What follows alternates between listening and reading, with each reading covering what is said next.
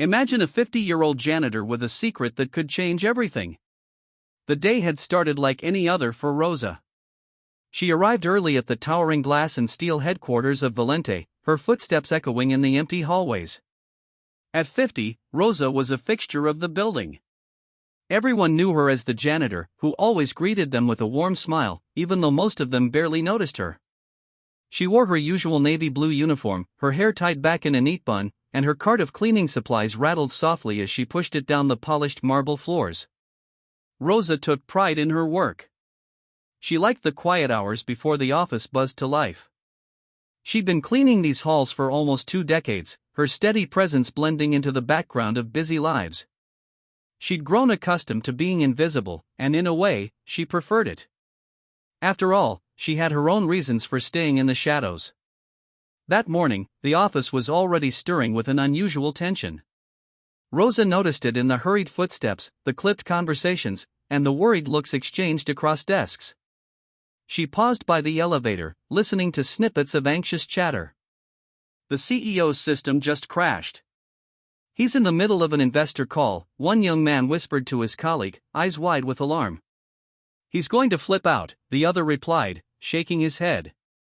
This is the worst timing. Rosa felt a flicker of curiosity, but she didn't let it show. She continued her routine, emptying trash cans and wiping down surfaces.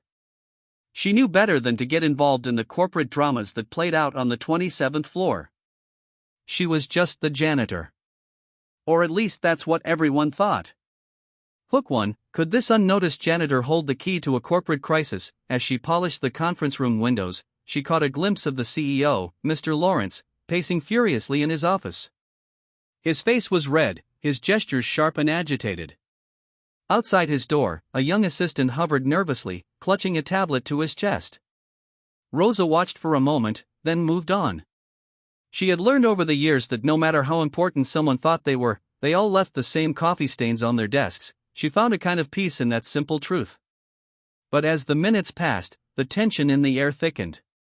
IT specialists in crisp shirts and expensive watches scurried past her, their faces pinched with panic.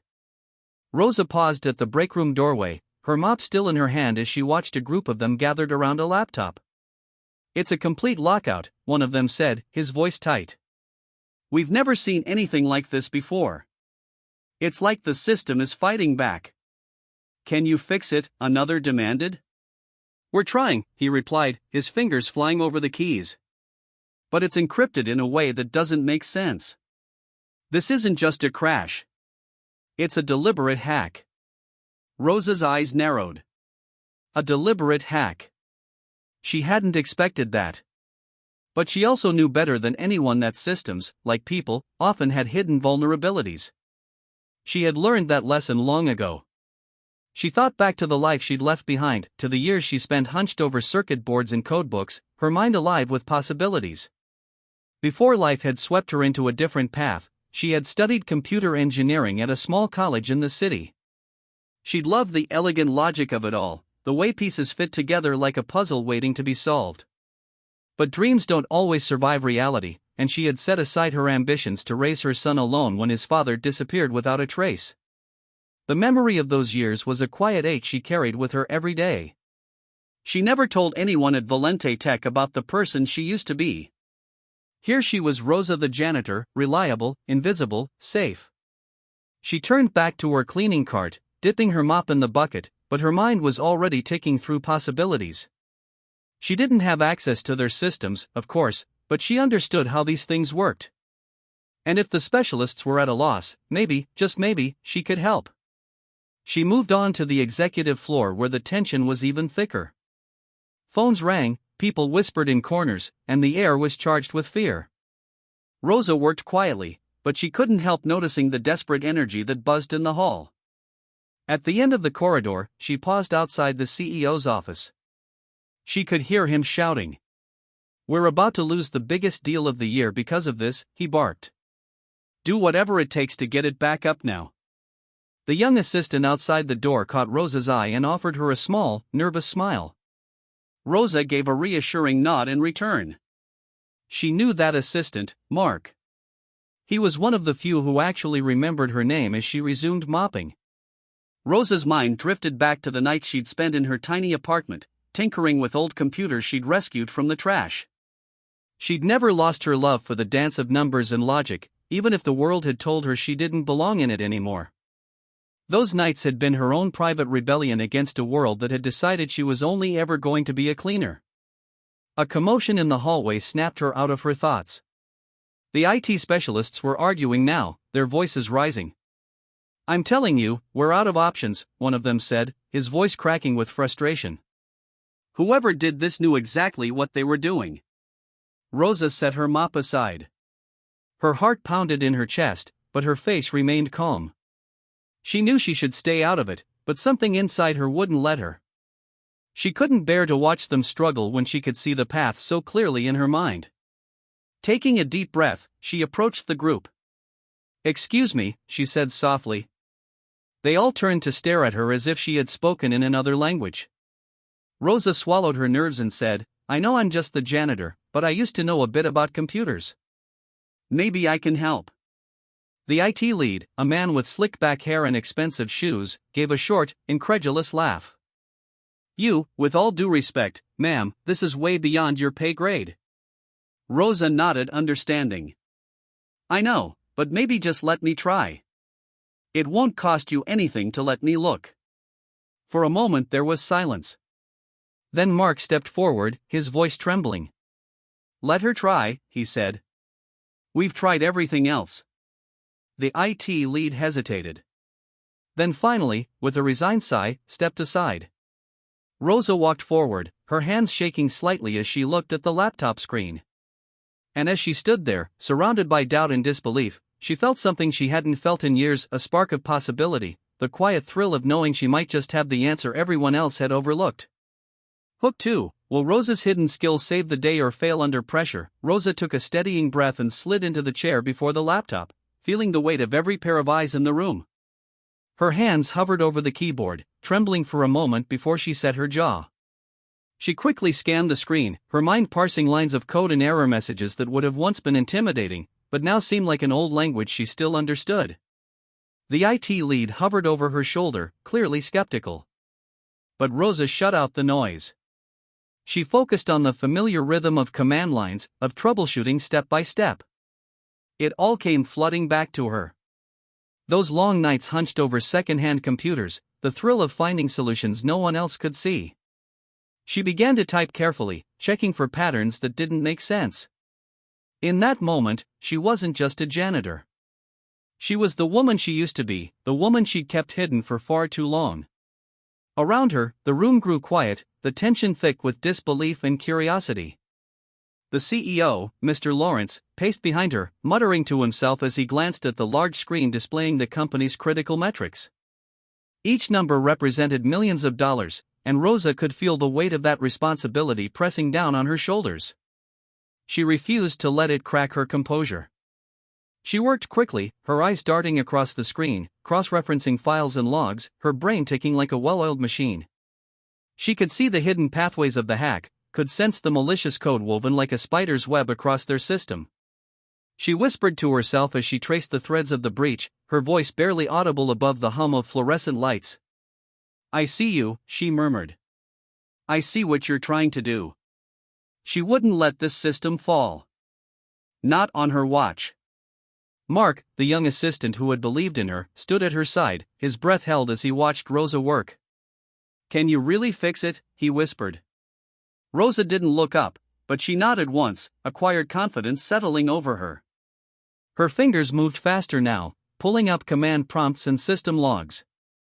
She spotted an unfamiliar encryption pattern that the IT team had missed, an anomaly that had been disguised as normal traffic. It was clever, she thought, but not clever enough. She began working to isolate the malicious code. Typing commands with a calm certainty that came from years of hidden practice. She didn't notice the growing crowd behind her, the employees who had gathered to see what the janitor was doing in the middle of their crisis. All she saw was the puzzle in front of her, and she knew she was close to cracking it. The IT lead finally leaned in, his skepticism shifting to something closer to respect. "Where did you learn to do this?" he asked, his voice low. Rosa didn't answer. She didn't want to tell him about the nights she'd spent alone, teaching herself line by line, driven by curiosity and necessity. She didn't want to talk about the job she'd almost gotten years ago as a systems engineer, the one she had to give up when her son was born. She just kept typing, tracing the path of the code back to its source. The room was hushed, the only sound the clicking of keys and the occasional intake of breath. As she reached a critical point in the process, Rosa paused, her fingers hovering. She knew this next step was make or break. She closed her eyes for just a second, gathering her courage, then pressed enter. The screen flickered, and for a moment, Rosa feared she'd pushed too hard, that the system would collapse under her hands. But then lines of text began to appear, scrolling rapidly as the system responded to her commands. She could feel the energy in the room shift. First confusion, then hope. Mark let out a shaky breath, his eyes wide. "You're doing it," he said. Rosa nodded, her heart pounding, but her hands steady. She worked methodically, isolating each corrupted file, cleaning them one by one. With each success, the system's health improved, the metrics stabilizing on the CEO's big screen. Rosa's mind was a quiet storm. Her thoughts focused entirely on the task. She felt alive in a way she hadn't for years. This was who she was, she realized. Not just a janitor, not just a woman who cleaned up after others. She was a problem solver, a protector. Finally, after what felt like hours, but had only been minutes, Rosa leaned back, her fingers leaving the keyboard. The system was stable. The CEO's metrics blinked, the critical call data recovered and flowing again. A stunned silence filled the room as Rosa looked up, her calm eyes meeting Mr. Lawrence's. He stared at her as if seeing her for the first time. "You did it," he said, his voice soft, almost reverent. Rosa nodded, feeling the weight of the moment around her. The IT specialists exchanged glances of amazement, their earlier doubts washed away by the undeniable results on the screen. Mark was beaming with pride, his smile wide and genuine. Rosa stood slowly, brushing off her uniform, feeling the rush of adrenaline slowly fade. She'd done what she had come to do. She'd saved them all in a way none of them had expected. Rosa stood there breathing heavily as the weight of what she'd accomplished slowly settled around her like a warm blanket. The CEO's eyes were still locked on hers, a mixture of disbelief and wonder in his expression. "How? How did you know how to do that?" he finally asked. Rosa hesitated for a moment, then gave a small shrug. "I used to work with systems like this a long time ago," she said simply. She didn't want to get into the details, the years she'd spent studying, the dreams she'd put on hold to raise her son, the quiet nights spent tinkering on battered computers no one else wanted, those things were hers alone. But in that moment, standing in the middle of the bustling office with everyone staring at her, she realized that she no longer had to hide that part of herself. She was more than the janitor they saw every day. Mark was the first to break the silence, his voice bright with excitement. "Rosa, you saved the entire company today," he said. A ripple of agreement spread through the small crowd. Even the IT lead, who had doubted her just moments before, stepped forward and gave her a respectful nod. "I underestimated you," he admitted. Rosa gave a small self-deprecating smile. "Most people do," she said softly. But there was no bitterness in her voice, just a quiet acceptance of the way life had shaped her. She picked up her mop, the tool that had defined her in this place for so long, and gave it a thoughtful look. It was strange, she realized, how easily people fit others into neat little boxes. She had been the janitor for so long. It was as if everyone had forgotten that she had a mind and a past and a future, too. Mr. Lawrence cleared his throat, his expression shifting from shock to something more thoughtful. "Rosa," he said, his voice firm but kind. "We need someone like you on our team officially." Rosa blinked in surprise. "Sir?" she asked. He stepped closer, lowering his voice. "I've seen enough to know that your talent is wasted on mops and buckets. We're always looking for people who can see what others miss. People who can do the impossible. If you're interested, I'd like to offer you a position in IT. You wouldn't have to hide who you are anymore." For a moment, Rosa couldn't speak. Her whole life she'd been told that her dreams were unrealistic, that her place was in the background. And now here she was being offered a chance to step into the light. She swallowed, her heart thudding in her chest, and managed a small smile. "I'd like that very much," she said. The room seemed to breathe a collective sigh of relief and admiration. Mark was grinning like a child on Christmas morning, and the IT team looked at her with a new respect. Rosa felt a swell of pride, but also a quiet humility. She knew how rare this moment was, and how hard she'd worked even in silence to be ready for it. She put her mop back on her cart and gave it a gentle pat, as if to say goodbye to the role that had kept her grounded for so long. Then she turned back to Mr. Lawrence, her shoulders straight, her chin lifted just a little higher. "Where do you want me to start?" she asked. Mr. Lawrence gave her a small smile in return. "We'll set up a meeting this afternoon," he said. "For now, take a break. You've more than earned it." As she left the office, the hallway that had once felt so narrow and confining now seemed to stretch open before her, full of new possibilities. She walked past desks where people had once barely looked up from their screens, and now they watched her with wide eyes and nods of respect. Mark walked beside her, his face still lit up with excitement. "I always knew there was something special about you, Rosa," he said. Rosa chuckled softly. "Thank you, Mark. That means a lot." She thought about the years she'd spent trying to make ends meet. The dreams she'd buried under practicalities and responsibilities, and she realized that maybe those dreams had just been waiting for the right moment to bloom. She paused at the break room, the familiar smell of coffee and warm pastries drifting in the air, and took a deep breath. Today was the start of something new. She found a quiet spot by the window where she could see the city stretching out below. The sunlight glinted off the glass buildings, and for the first time in years, Rosa felt like she was part of it all. She pulled out her phone and dialed her son's number, her fingers shaking with excitement. "Mama," he said when he picked up. "How's work today?" Rosa smiled, her eyes shining. "It's different," she said, her voice warm with hope. "I think I'm finally going to get a chance to do what I've always wanted." Her son was silent for a moment, then he said softly, "I'm so proud of you, Mama." Rosa closed her eyes, letting his words sink into her heart.